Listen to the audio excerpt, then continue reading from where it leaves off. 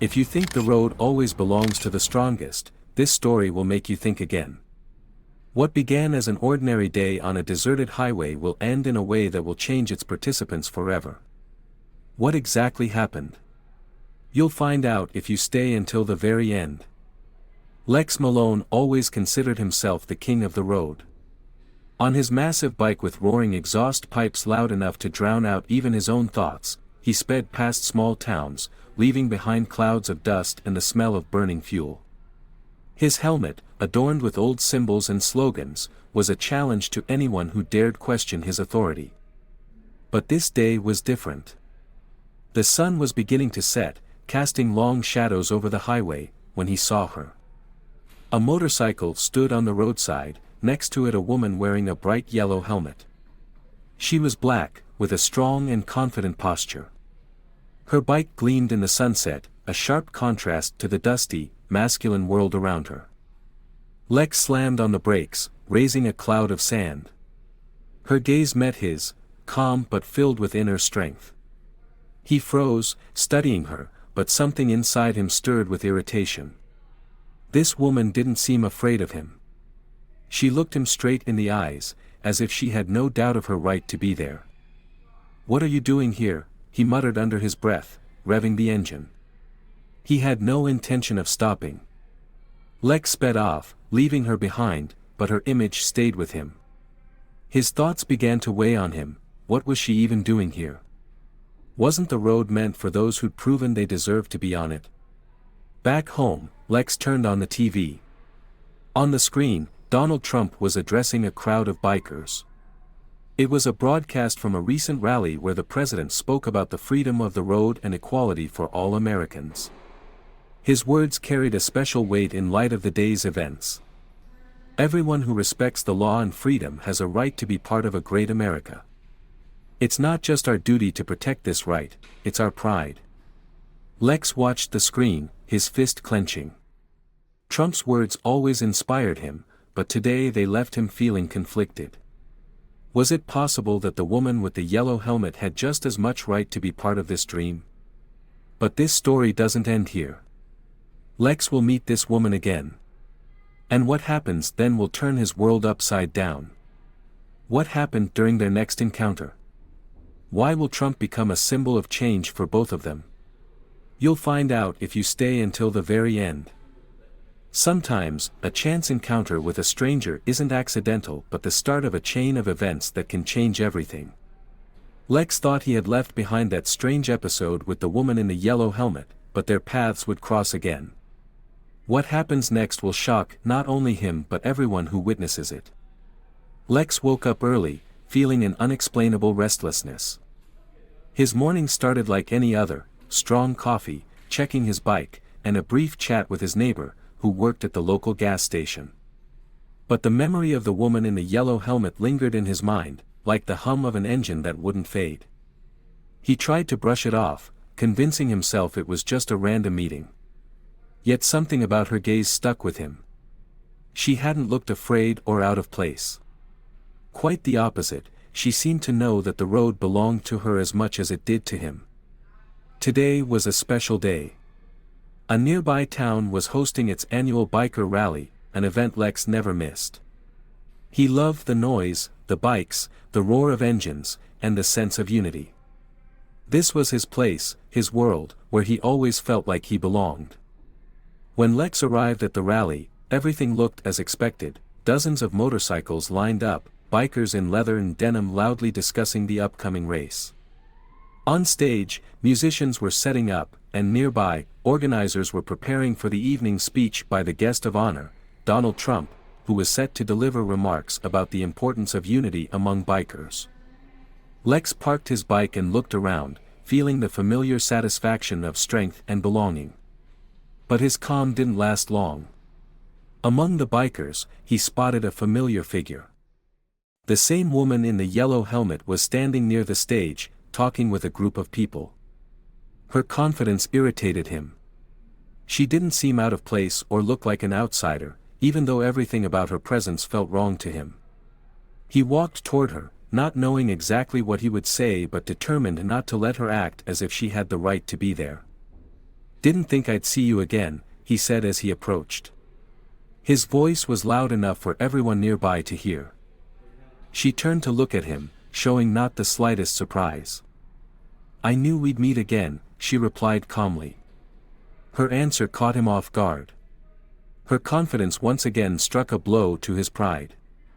You think you understand what the road and the biker brotherhood are all about? He asked sharply. And you think you get to decide who belongs here and who doesn't? She shot back, her gaze unwavering. Lex felt a small crowd gathering around them, people starting to listen in on their conversation. But before he could say anything else, a loud sound from the microphone behind them interrupted. Donald Trump had taken the stage. The president began his speech by reminding everyone about the meaning of freedom on the road. He spoke about unity, respect for one another, and how America thrives when its citizens support each other despite their differences. The freedom of the road is not just the right to go wherever you want but the duty to respect those who ride alongside you, he said, his voice confident and energetic. We are a nation where everyone has the right to be heard, where everyone can find their place. These words made Lex freeze. He had heard speeches like this before, but today they sounded different. He looked at the woman, and her face was calm, as if these words were spoken just for her. When Trump finished, the crowd erupted in applause. Lex felt his irritation give way to a strange unease. Could he have been wrong? Could the road he thought belonged to him always have been meant for something bigger than just himself? Later, during the impromptu races, Lex found himself next to the woman again. This time, they didn't speak. Their bikes stood side by side, ready to launch. Lex felt that this was more than just a race. It was a test, perhaps the final word in their silent argument. The track wound through narrow streets, empty fields, and twisting hills. Engines roared, their thunder echoing in every turn. Lex rode with his usual confidence, but every time he looked back, the yellow helmet was right on his tail. On the final stretch of the track, the woman surged ahead. Her maneuver was precise, her speed overwhelming. Lex watched as she crossed the finish line first, raising her hand in victory. The crowd erupted in cheers. Lex braked, stunned. But it wasn't the noise that shook him, it was the realization. She had proven that the road truly belongs to everyone. Sometimes the road becomes a battlefield, not for victory, but for something much greater. Lex, who always saw himself as invincible, now faced a choice that would change his life forever. The race's finish line had only opened the door to new questions, and the answers refused to let him rest. What unfolded next would take him down a path he never expected. The sun dipped toward the horizon, painting the sky in shades of crimson. The crowd around the rally was still buzzing with excitement after the race. Lex sat at the edge of a biker bench, his head lowered, hands clasped tightly together. The familiar feeling of superiority had been replaced by something new, irritation mixed with doubt. The woman in the yellow helmet stood not far away, chatting with other racers. Her calm smile and confident movements felt like a provocation to Lex. She had won not just the race. Somehow, she had proven that the world he thought belonged solely to him wasn't his alone. But what happened on the track was just the beginning. Later that evening, as the rally stage came alive, Lex saw her again. She was standing among a group of people who were listening intently to her speak. These weren't ordinary conversations about bikes or races. Lex caught fragments of her words. She was talking about equality. About how the roads belonged to everyone.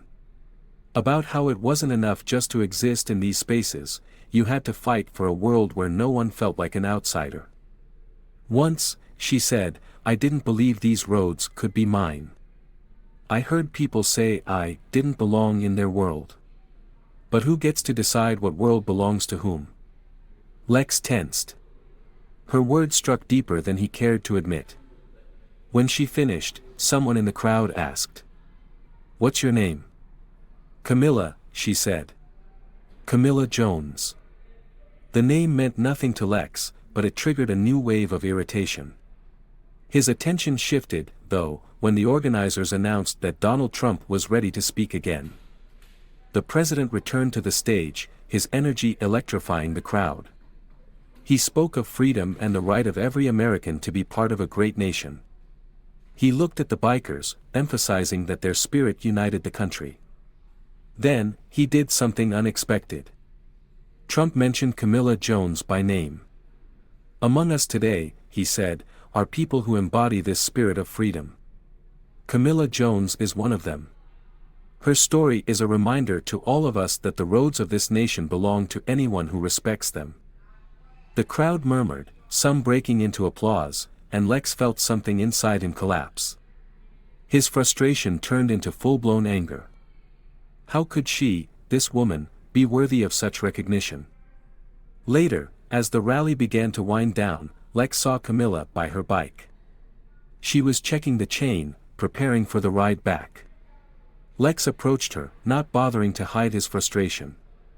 "Don't you think there's a bit of arrogance in what you said up there?" he snapped. She straightened and looked at him. Her gaze wasn't hostile, but there was weariness in her eyes. "Arrogance," she repeated. "Or courage. You always talk like you know how things should be. But you don't know these roads. You're a guest here." Camilla smirked slightly. "A guest? Can you prove these roads are more yours than mine?" Lex had no answer. He felt his arguments crumble before her confidence. "You talk about freedom," she continued, "but freedom isn't a place. It's a choice. It's understanding that everyone deserves to be here." Her words lingered even after she rode away. That night, Lex couldn't sleep. He tossed and turned, replaying the race, Trump's speech, and their conversation in his mind. His familiar world was fracturing at the seams. Everything he believed in now felt fragile and uncertain. The image of the yellow helmet stayed with him, like a symbol of something new. A symbol he didn't yet understand, but one that had already begun to change him. Some moments in life are like cracks that grow until they shatter everything. After a sleepless night of doubt, Lex found himself facing a choice he couldn't ignore. His once clear world began to crumble, but the most unexpected was still to come. Lex woke up early, despite a restless night. Fragments of thoughts about the race, Trump's speech, and his conversation with Camilla swirled in his head, leaving a heavy unease. He usually started his day with a clear routine: breakfast, checking his motorcycle, and hitting the road to feel the freedom he craved. But today, his familiar habits felt hollow. He decided to leave the house to clear his mind. Starting his bike, he took a side road instead of his usual highway route, heading toward an old roadside diner. It was a simple place, but it was where many of his days began, chatting about biker routes, local news, and future rides. As Lex pulled up, he saw that the diner was already bustling. But what caught his attention most was Camilla. She was there again, sitting on the porch with a group of bikers who seemed captivated by her words. Her bright yellow helmet stood on the table beside her, shining like a beacon he couldn't ignore. Lex decided to get closer. It was hard for him to contain his irritation, but he wanted to understand why she kept appearing in his world, challenging everything he believed in. "You again," he said, dropping into an empty chair across from her. Camilla looked at him with a faint smile, as if his presence didn't surprise her at all. "You love the road too," she replied. "Isn't this place for everyone?" Her calm tone and confidence only fueled his anger. "You can talk about the road belonging to everyone, but that doesn't mean you understand it," he said, his fists tightening. Camilla leaned forward, her gaze serious. "Are you sure you understand it?" she asked. "You talk so much about owning the road, as if freedom is something you can take or prove. But what if freedom isn't a place at all? What if it's the ability to share the road without pushing others off it?" Her words landed like a challenge. Lex couldn't respond immediately. Around them, other bikers at nearby tables began to listen, some with curiosity, others with skepticism. Just then, the sound of approaching engines broke the tension. Everyone turned to see a group of uniformed officers pulling up on motorcycles. Their presence always brought unease to bikers, but today, their focus was on Camilla. "Ma'am, can we have a word?" one of the officers asked, stepping closer. Camilla stood, her expression calm but her movements tense. "Is there a problem?" she asked. "We got a report about someone racing illegally on the highway," the officer said. His tone was formal, but there was an edge to it that hinted at bias. "I participated in an officially organized race," Camilla replied, holding her ground. "Then let's verify that," another officer insisted. Lex watched the scene unfold, and for the first time, he felt a strange sense of discomfort. He could see that the officer's interest wasn't about her actions but about who she was. Their tone, their behavior, it was all familiar, but he had never questioned it before. As the officers began to lead Camilla away, Lex stood up. "Hey, are you sure it's her?" His voice was loud, cutting through the murmurs of the crowd. The officer turned to him. "You got something to say?" "I've got eyes," Lex said firmly. "She's been here like everyone else. She hasn't done anything illegal." The crowd around them started to stir. Some people voiced their agreement, while others simply watched, waiting to see what would happen. The officers exchanged glances. One of them muttered something into a radio before motioning for the others to back off. Camilla seemed surprised by his intervention. She stepped closer, looking at him with quiet gratitude. "Thank you," she said softly. Lex nodded but didn't reply. He didn't feel like he'd done anything extraordinary, but inside, he felt as though he had crossed a line he hadn't even realized was there. That night, Lex couldn't sleep. The scene at the diner replayed in his mind, the officers, Camilla's face, and the way her calm confidence had once again shaken him. She was right. Freedom wasn't just a place. It was a choice. It was the ability not only to take what's yours but to stand up for someone else's right to belong. For the first time in his life, Lex realized the road was more than just asphalt beneath his wheels. It was a place where everyone deserved to ride. Sometimes the hardest journeys aren't about distance but the choices we make along the way. For Lex, this wasn't just about a road or a rivalry, it was about finding a new direction. In the end, his path led him to a revelation that would forever change how he saw the world and his place in it. The days following the diner incident were heavy for Lex. He couldn't shake the feeling that something fundamental had shifted inside him. For years, he had lived by simple rules: strength, dominance, and loyalty to his own. The road had always been his refuge, a place where he felt in control. But now it felt different. The image of Camilla standing tall, facing the officers without flinching, haunted him. It wasn't just her defiance or her confidence that lingered, it was her words. Freedom wasn't a place, it was a choice. Those words rang in his head like the hum of a persistent engine. A week later, Lex found himself back on the highway, riding toward a small-town charity rally. It was an event organized to raise funds for local communities, and though he rarely attended such gatherings, something compelled him to go. When he arrived, the atmosphere was lively. Bikers from all walks of life had gathered, different bikes, different styles, different people. Lex parked his motorcycle and wandered through the crowd, feeling strangely out of place. For so long, he had seen himself as a leader among bikers, but now he felt more like an outsider. As he approached the main stage, he spotted Camilla. She was standing with a small group of volunteers, helping organize the event. Her bright yellow helmet was tucked under her arm, as always, a symbol that Lex now understood differently. He hesitated for a moment, then walked over. "Hey," he said gruffly. Camilla turned to him, surprised but not unfriendly. "Lex," she greeted him with a nod. "Didn't expect to see you here." He shrugged. "Figured I'd check it out." Camilla smiled, but it wasn't a mocking smile. It was genuine. "Glad you came. This rally's about more than just bikes. It's about building something better, for everyone. Lex glanced around, noticing the diversity of the crowd. People of all backgrounds mingled, sharing stories and laughter. It was a stark contrast to the exclusive world he had once clung to. "Looks like you've got everyone here," he muttered.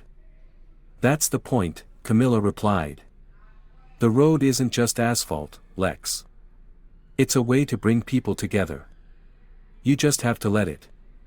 Her words settled over him like a heavy weight, but instead of irritation, he felt something else: acceptance. Later that evening, during the speeches, Camilla was invited to the stage. The crowd quieted as she took the microphone. "I've always believed in the power of the road," she began. "It's where we find freedom, but it's also where we find each other. Too often, we think of it as something we own, something we control. But the truth is, the road doesn't belong to any one of us. It belongs to all of us." Her words rippled through the crowd, and Lex felt an unfamiliar sensation: pride, not in himself, but in what she represented. When she stepped down from the stage, the applause was deafening. Lex stood at the edge of the crowd, watching her, and for the first time, he felt a genuine respect for someone who had once been his rival. As the rally wound down, Lex found Camilla near her bike. "You were right," he admitted, his voice low but steady. She raised an eyebrow. "About what?" "About the road," he said. "It's not about who owns it. It's about what you do with it." Camilla smiled, her expression warm. "So, what are you going to do with it?" Lex looked out at the highway stretching into the distance. For the first time, he didn't see it as his territory or a place to assert dominance. He saw it as an open path, full of possibilities. "I think it's time to build something," he said. "Maybe something that matters." Camilla nodded. "Good. There's always room for one more on this road." The next morning, Lex rode out before sunrise. The air was cool, the sky a soft gray, and the road ahead seemed endless. But for the first time, it didn't feel like a battlefield. It felt like a journey, a chance to make choices he hadn't considered before. As the miles passed beneath his wheels, Lex thought about the people he had met, the lessons he had learned, and the barriers he had broken. He realized that freedom wasn't about taking up space or proving your worth. It was about sharing the road and making it better for everyone who traveled it. And for Lex, that was the road ahead, a path not just for himself, but for everyone willing to ride it.